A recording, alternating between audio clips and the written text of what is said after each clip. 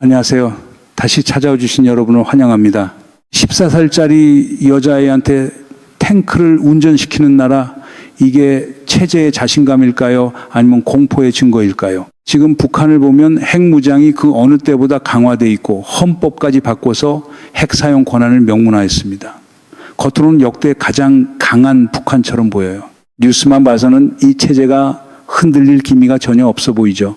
근데 평양 안에서 포착되는 징후들을 하나씩 들여다보면 이야기의 성격이 완전히 달라집니다. 왜 김정은은 이란 전쟁이 시작되자마자 일주일에 4번씩 군사 현지 지도에 나섰을까요? 왜 헌법에서 할아버지와 아버지의 이름을 지우면서 동시에 14살짜리 딸을 탱크에 태우고 있을까요? 오늘 이 영상에서는 세 겹을 벗겨봅니다. 표면에 보이는 군사쇼, 그 아래 깔린 진짜 동기, 그리고 김씨 왕조 4대 세습이 품고 있는 구조적 모순까지. 먼저 숫자 하나만 드릴게요. 지금 북한 환율 1달러에 7만 원까지 갔습니다. 2년 전만 해도 10,000원대였어요. 7배가 뛴 거예요. 피를 흘려가며 러시아에 병사를 보냈는데 돌아온 경제적 대가는 사실상 제로에 가깝다는 얘기입니다. 이건 단순한 김정은의 군사쇼가 아닙니다. 세 방향에서 동시에 흔들리고 있는 체제가 보내는 구조적 SOS 신호예요. 첫째, 이란 사태 이후 다음은 나라는 외부 공포. 둘째, 러시아에 파병까지 했는데 경제는 오히려 바닥을 향해 가고 있는 내부 붕괴. 셋째, 김주의 조기 등장이라는 후계 구도의 근본적 모순. 주류 보도에서는 북한 또 미사일 쐈다, 김주의 또 나왔다, 이 수준에서 끝나는데 그 뒤에 깔린 세 겹의 구도를 연결해서 짚는 분석은 거의 없습니다. 하나씩 뜯어보겠습니다. 이란 전쟁이 터지고 나서 북한의 반응부터 봅시다. 공식 반응이 딱 2번 나왔어요. 그것도 외무성 대변인 담화하고 기자 질문 답변. 이게 전부입니다. 굉장히 낮은 수준이에요. 게다가 조선중앙통신에만 나왔고 노동신문에는 실리지 않았습니다. 이게 뭘 의미하느냐면 북한 주민들은 이란에서 무슨 일이 벌어지고 있는지 알 방법 자체가 없다는 거예요. 이란이라는 나라가 어떻게 됐는지, 누가 공격했는지, 지도부가 어떻게 됐는지 아무것도 모르는 겁니다. 여기에 이유가 있어요. 이란 전쟁 내용을 자세하게 다루면 북한 주민들이 뭘 느끼겠습니까? 핵도 없는 나라가 미국한테 저렇게 당했다. 그러면 미국이 마음먹으면 우리도, 이런 생각이 퍼지는 걸 막으려고 아예 알리지 않은 겁니다. 그리고 더 흥미로운 건 그 2번의 반응에서조차 트럼프에 대한 언급이 단 한 번도 없었다는 거예요. 미국을 비난하긴 했는데 북한 치고는 굉장히 온화한 어조였어요. 반미를 국시로 삼고 있는 나라가 미국 대통령 이름을 한 번도 안 꺼냈습니다. 이건 조심하는 수준이 아니에요. 쫄은 겁니다. 왜 쫄았는지 따져보면 그림이 나옵니다. 한번 보세요. 북한이 과거에 미국을 비난할 때 어떤 수위였는지 기억하시잖아요. 불바다를 만들겠다, 핵으로 쓸어버리겠다, 이런 수준이었어요. 근데 이번에는 그런 표현이 단 하나도 없었습니다. 톤이 완전히 바뀐 거예요. 이건 이란이 무너지는 걸 보면서 김정은이 현실적인 공포를 느꼈다는 방증이에요. 트럼프 대통령이 손을 본 순서가 있어요. 베네수엘라를 먼저 건드렸고 이란을 쳤고 다음은 쿠바라고 직접 말했습니다. 오래된 반미 국가들을 하나씩 정리하고 있는 거죠. 쿠바 다음에 남는 반미 국가가 어디입니까? 북한밖에 없지 않습니까? 우선순위 측면에서 북한이 원래 제일 위에 있었는데 제일 어렵기 때문에 마지막에 남겨놨을 가능성이 있어요. 근데 마지막이라고 해서 안 온다는 보장은 없는 거지 않습니까? 거기다 트럼프의 불의 측성이 있잖아요. 지금은 김정은 위원장과 사랑에 빠졌다고 말할 정도로 관계가 좋다고 하지만 이란을 보세요. 한때 협상 분위기가 있다가 결국 어떻게 됐습니까? 언제 돌변할지 모른다는 거. 거기에 트럼프가 유지하고 있는 광인 전략까지 합치면 이게 김정은이 품고 있는 가장 큰 공포 중 하나입니다. 그래서 김정은이 어떻게 반응했느냐. 이란 전쟁 시작 직후 일주일에 4번을 군사 현지 지도에 갔습니다. 한미 연합훈련이 한창인 시기예요. 전부 다 군사시설입니다. 잠수함을 2번 참관했는데 한 번은 직접 가고 한 번은 화상으로 봤어요. 미사일까지 쐈습니다. 코로나 이후 김정은 정권 들어서 군사행보가 가장 많은 시기라는 게 확인됐어요. 이런 밀도는 처음 봅니다. 평소에도 현지 지도를 하긴 하지만 이렇게 집중적으로 군사 분야만 도는 건 이례적이에요. 이란이 맡고 있는 모습을 보면서 나한테 올 수 있다는 계산이 돌아간 거예요. 메시지는 명확해요. 우리는 이란과 다르다. 핵을 단순히 개발한 게 아니라 이미 배치가 완료됐고 다양한 플랫폼에서 핵을 쏠 수 있는 능력이 있다. 참수작전이든 뭐든 감행하면 당연히 대응 능력이 있다. 이걸 보여주겠다는 거죠. 말로만 한 게 아닙니다. 올해 5월 6일 통일부에서 공개한 개정 헌법을 보면 89조의 핵능력 지휘권은 국무위원장에게 있다고 못 박았어요. 그리고 핵무력 지휘를 위임할 수 있다는 조항까지 들어갔습니다. 여기서 위임이라는 단어를 주목하셔야 해요. 위임한다는 게 뭡니까? 김정은한테 뭔가 생기면 다른 사람 손에 핵 버튼이 넘어가고 자동으로 핵전쟁에 돌입할 수 있다는 선언이에요. 이건 2022년 핵법령에 이미 나와 있던 내용인데 이번에 헌법으로 격상시킨 거예요. 법령 위에 헌법이 있으니까 한 단계 더 올린 겁니다. 게다가 헌법 제2조에 나오는 국가의 사명을 보면 국가 이익이라는 포괄 조항이 있어요. 국가 이익이라는 게 사실 모든 걸 다 포함하잖아요. 이걸 핵 사용 요건에 연결시켜 놓으면 어떤 상황이든 핵 사용 명분으로 쓸 수 있는 겁니다. 핵법령에서는 임박한 위험만으로도 핵전쟁에 돌입한다고 돼 있었는데 이제는 국가 이익이라는 훨씬 넓은 그물을 친 거예요. 헌법에 이걸 다시 한번 확인했다는 건 자신들을 건드리면 핵전쟁이다. 이란과는 차원이 다르다. 이걸 국제사회에 못 받겠다는 의지입니다. 아니 근데 여기서 하나만 더 봐야 합니다. 러시아 파병의 대가예요. 해외 군사작전 전투기념관을 준공했는데 러시아 국방장관 벨로우소프, 하원 의장 볼로딘까지 평양에 와서 참석했어요. 거기에 새겨진 전사자 이름이 약 200~300명입니다. 한국 정보당국 추정은 약 3~0명이고요. 14~0명을 투입했는데 이 정도 손실이면 괴멸적 피해예요. 우크라이나 전쟁 자체가 엄청난 인명피해가 발생하는 참호전이고 거기에 드론전 경험이 전혀 없는 북한 군인들이 그냥 던져진 겁니다. 전쟁 초반에 확인된 정보들을 종합하면 상당한 인명피해가 발생했다는 건 분명한 사실이에요. 같은 민족이고 같은 동포인 젊은이들이 낯선 전쟁터에서 그렇게 죽어갔다는 거 참 여러 가지로 생각이 복잡해집니다. 근데 피를 그렇게 뿌리고 기념관까지 세웠는데 돌아온 게 뭡니까? 기름하고 비료예요. 러시아가 북한 경제에 도움을 줄 수 있는 거는 원래부터 한계가 있었어요. 줄 수 있는 게 원유, 정제유, 식량, 비료 이 정도인데 북한한테 진짜 필요한 건 자본 투자와 시장 접근이에요. 러시아 자체가 지금 전쟁 중이라 경제적 여유가 없는 상황에서 북한에 투자까지 해줄 처지가 아닌 겁니다. 가장 받고 싶었던 첨단 군사 기술이나 무기도 넘어왔다는 명백한 증거가 아직 없어요. 러시아 입장에서도 북한한테 최첨단 기술을 넘기면 그게 어디로 흘러갈지 모르니까 쉽게 줄 수 있는 게 아니에요. 손익 계산을 따져보면 북한이 준 게 훨씬 많다는 보고서들이 이미 나와 있습니다. 14~0명을 보내서 200~300명이 죽었는데 그 대가로 받은 게 원유하고 비료라니요. 이거 웃을 일이 아닙니다. 여기서 대부분의 분석이 멈춥니다. 그래도 핵이 있으니까 체제는 안전하지 않겠느냐. 한번 따져봅시다. 작년 9월 김정은이 최고인민회에 시정연설을 했어요. 거기서 제재라는 단어가 들어간 문장이 5번 나옵니다. 5번이에요. 이분은 제재가 자신들을 어떻게 할 수 없다, 문제 없다고 하면서 5번이나 꺼냈어요. 진짜 문제 없으면 한 번이면 되잖아요. 5번이나 반복하는 건 역설적 고백이에요. 제재가 그만큼 아프다는 겁니다. 더 중요한 건 이거예요. 북한 입장에서 제재가 해결돼야 자신들이 원하는 사실상의 핵보유국으로 올라설 수 있어요. 제재가 풀리지 않는 한 아무리 핵을 많이 만들어도 국제적으로는 불량국가 취급을 벗어날 수 없는 거예요. 그러니까 제재는 단순히 경제 문제가 아니라 체제 정당성의 문제인 겁니다. 환율을 보면 더 확실해요. 1달러에 10,000원대에서 70,000원까지 치솟았습니다. 평양 사정마저 좋지 않다는 얘기가 나오고 있고요. 평양이라는 게 뭡니까? 북한 사람들이 살고 싶어하는 꿈의 도시예요.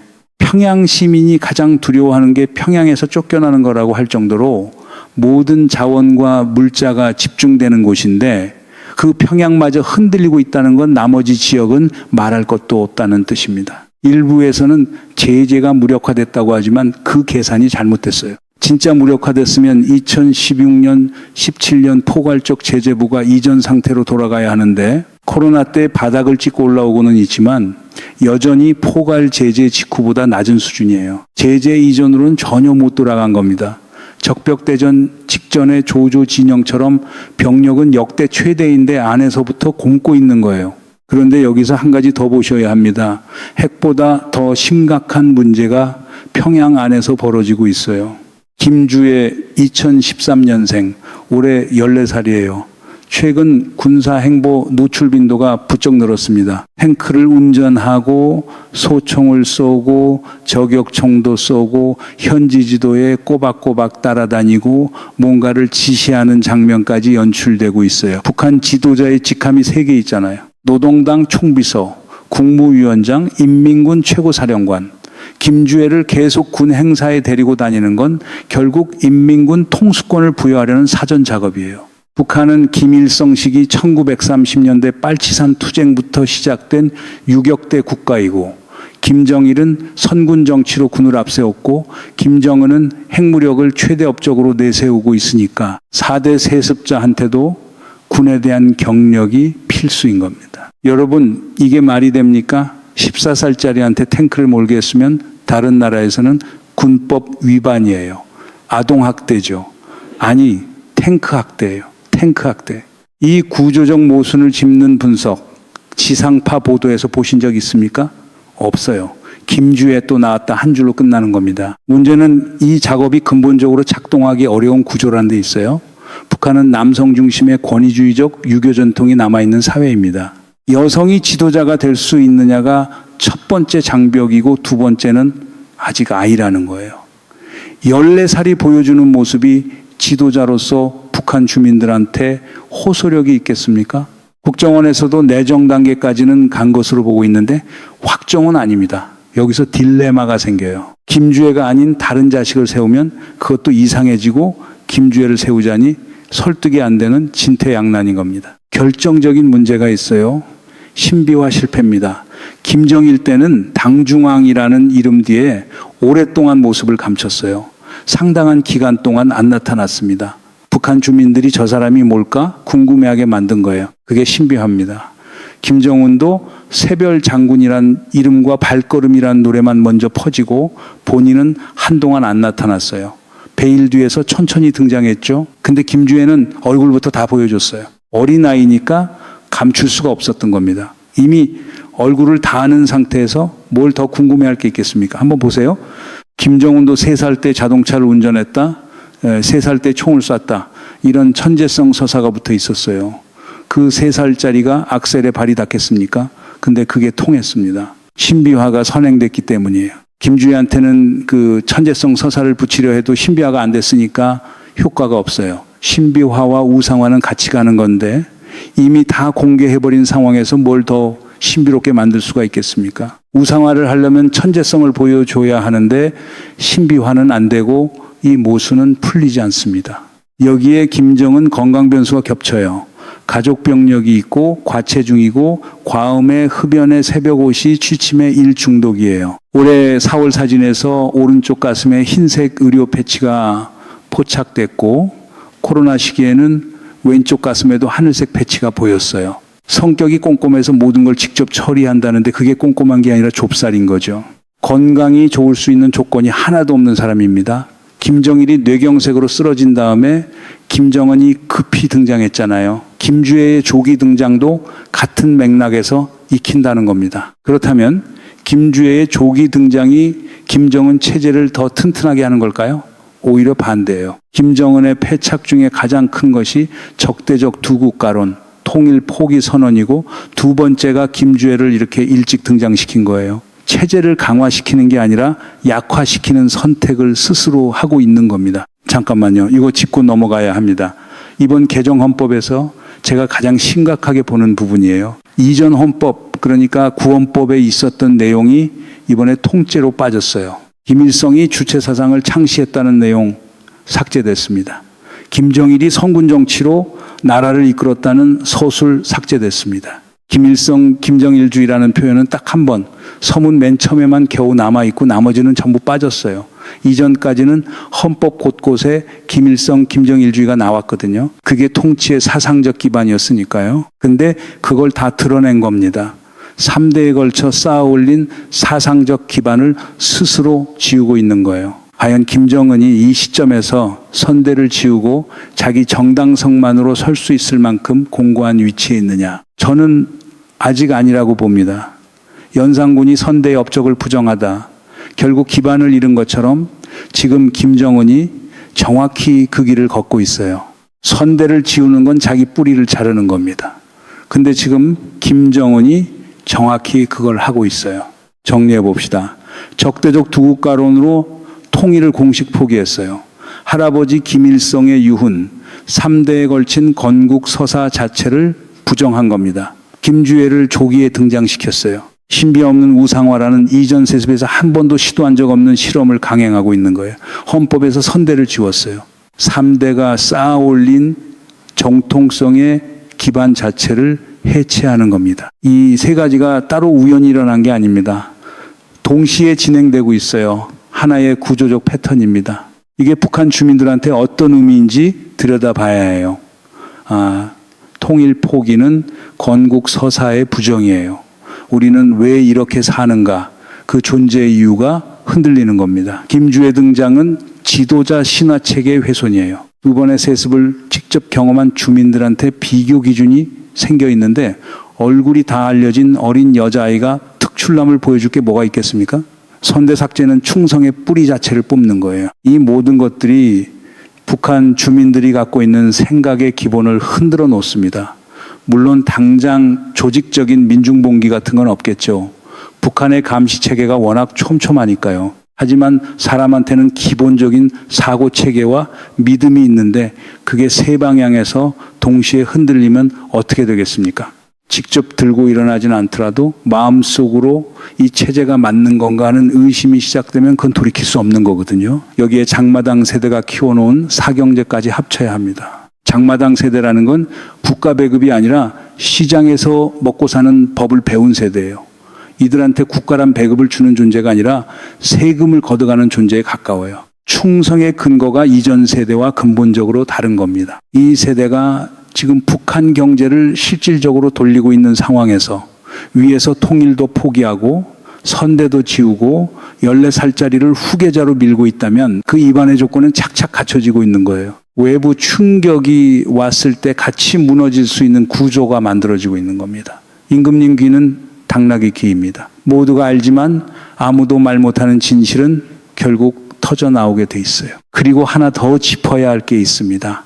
김정은이 여전히 트럼프를 만나려는 의지가 있다는 거예요. 만나려고 한다는 표현이 정확합니다. 왜냐하면 제재 해제가 유일한 출구이기 때문이에요. 북한이 사실상 핵보유국으로 인정받을 수 있는 경로는 인도나 파키스탄 모델밖에 없어요. 이 공식적으로 핵보유국이라고 선언받는 게 아니라 제재가 풀리면서 기정사실이 되는 형태죠. 근데 러시아조차 북한 핵을 공식 인정할 수 없습니다. 공개적으로 인정하는 순간 5개 핵보유국이 누려온 독점권이 깨져요. NPT 체제가 붕괴되고 한국을 비롯한 모든 나라가 우리도 하겠다 하고 나오면 막을 명분이 사라지니까요. 한국뿐만 아니라 전 세계 모든 국가의 핵 족쇄가 다 풀리는 겁니다. 핵을 쥐고 있어도 인정받지 못하면 제재는 계속되고 제재가 계속되면 경제는 더 무너지는 악순환이에요. 북한한테 제재 해제가 왜 그토록 절실한지 이 구조를 보면 답이 나옵니다. 처음에 던진 질문으로 돌아가 봅시다. 14살짜리한테 탱크를 맡기는 체제. 처음에는 기이한 장면, 좀 황당한 장면처럼 보였죠. 근데 여기까지 오고 나면 다르게 보이지 않습니까? 핵 헌법화, 선대, 삭제, 경제, 붕괴, 파병, 피해, 신비화, 실패, 제재의 벽. 이게 전부 동시에 벌어지고 있는 겁니다. 어느 하나만 있어도 체제 부담인데 6개가 한꺼번에 돌아가고 있어요. 탱크를 모는 14살 아이는 체제의 자신감이 아니라 선택지가 없다는 고백이에요. 강하게 보이려 할수록 실제로는 더 흔들리고 있다는 걸 증명하고 있는 거예요. 판이 흔들리기 시작하면 핵을 쥐고 있다고 판이 안 깨지는 게 아닙니다. 트럼프의 반미 국가 정리 순서에서 북한은 마지막으로 남겨져 있어요. 마지막이라는 건 안 한다는 뜻이 아니라 순서가 됐다는 뜻이에요. 김정은의 건강이 악화되거나 트럼프가 돌변하거나 내부 믿음 체계가 임계점을 넘는 순간 이 세 변수 중 하나라도 터지면 지금까지 억눌러 왔던 모든 균열이 한꺼번에 움직일 수 있어요. 세 개가 동시에 터질 가능성도 배제할 수 없는 게 외부 압력이 건강 악화를 촉발하고 건강 악화가 내부 동요를 부르는 구조니까요. 이건 끝난 이야기가 아닙니다. 오히려 지금부터가 진짜 위험한 구간이에요. 이 구도가 어디로 가는지 같이 보시겠다면 구독 눌러두시면 됩니다.